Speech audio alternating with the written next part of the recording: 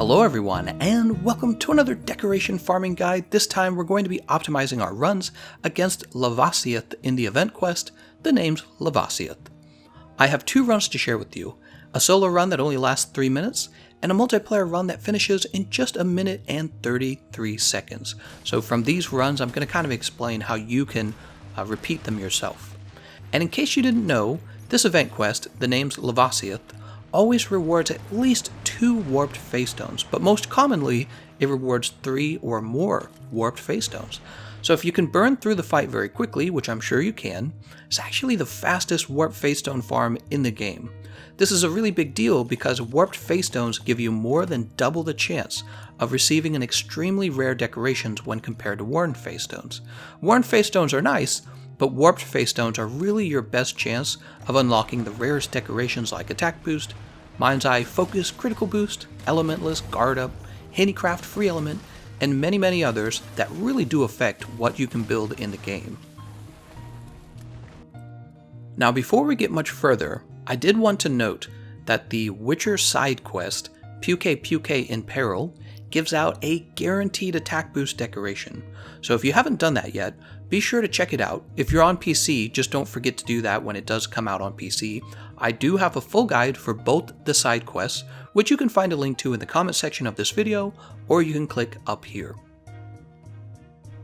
Okay, we got that out of the way. Getting back to Lavasioth, this isn't an event quest that you want to ignore because you can compare it to the greatest Jagras, even though Jagras was an easier fight, and you got to easily control and pick up many decorations that Jagras spit up when you do that event. However, in the end, Jagras only rewarded Worn Feystones on average. Sometimes he would give you a Warped Feystone, I remember, but you weren't guaranteed to get those Warped Feystones. The same was true when you picked up the Feystones that he spit out. With the Lavasioth event quest, assuming you can burn him down pretty fast, he actually gives you the rewards you want at the end of the fight, and he's my recommended method for maxing out your decorations as fast as possible. Now if it's the case that only the greatest Jagras is available at the time, and the name's Lavasioth is not available, you should of course go ahead and farm the greatest Jagras, because it's also a very good way to farm decorations. I'll go ahead and leave a link to that method in the comment section as well. Okay, we're going to go ahead and get started with talking about the speedrun strategies. There's numerous ways to quickly defeat Lavasioth, and the event quest version of him is pretty much just a tempered Lavasioth. The method I used to get him done in 3 minutes was pretty much easy. I would describe it as easy, and I think most of you could copy it with a little bit of practice. In fact, here's what's nice about it. Even if your runs were only 5 minutes long, you'd still be farming Warped Feystones pretty efficiently. But we want to do this as fast as possible, so first I'll show you my 3-minute run, and then the build for that, and then when we're done with that, I'll finish off this guide by taking a look at the 1.5-minute run, the one where you'll need a full team. Starting with the 3-minute solo, I'm going to talk you through it from beginning to end. Alright, first of all, I'm picking up these torch pods. You can see on my back I'm using a water ammo light bowgun. This is the Kiar Decay in this case, but you can use the Kulvtaroth Styx light bowgun. There's my Might Seed. I'm going to whistle for Choral Orchestra. I'm going to fire a torch pod on the ground. That helps keep him red. Right? We're worried about his heating mechanic. You want to keep his armor red. When he's glowing red, it means that he's going to take lots of damage. Right? There's a Mega Barrel Bomb. Notice I got 2 Mega Barrel Bombs down and all of my Wyvern Blast. And the Wyvern Blast, I learned, actually turns him red as well. So what's a nice thing to do is to kind of have him run into it if you can. You can see I'm just shooting down the length of his body, and each shot is doing a lot of damage. I would say each shot is doing, I want to say, over 100, maybe about 125. It's quite a bit.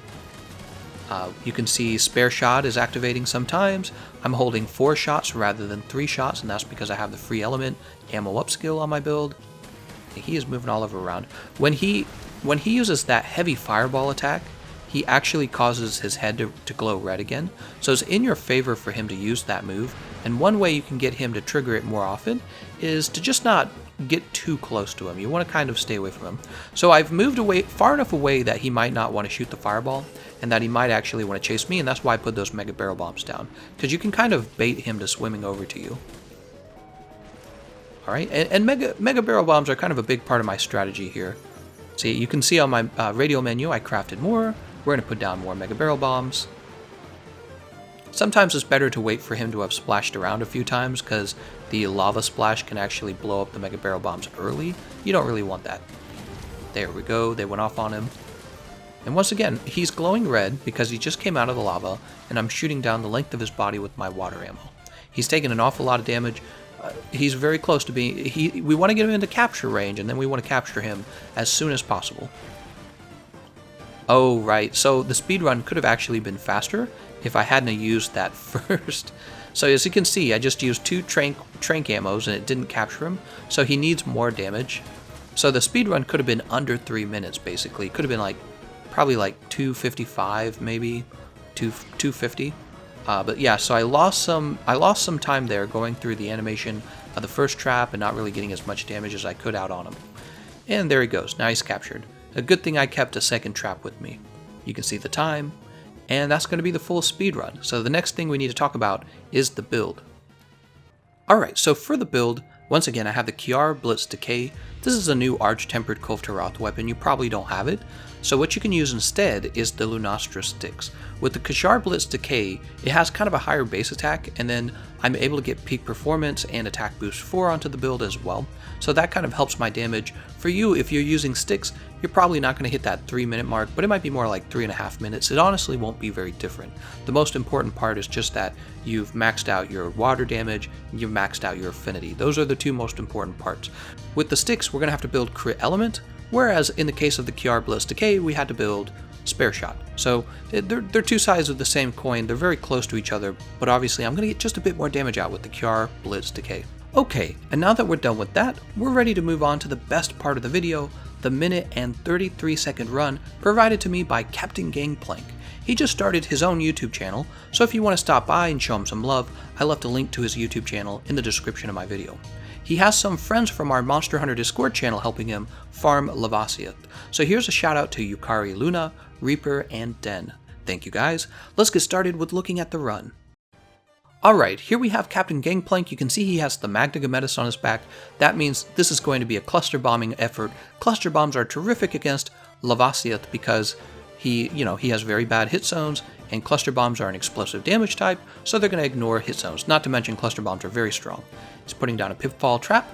That's where Lavasioth is going to land when he jumps out of his little lava holes, or whatever you want to call them. He's going to land in the pitfall trap, and then those Mega Barrel Bombs are going to get blown up as well.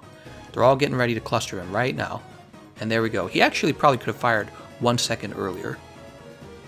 Alright, and you can see all 4 players are wailing down on Lavasioth. He's trapped in the pitfall trap. Captain Gangplank is going to go ahead and begin using paralysis ammo.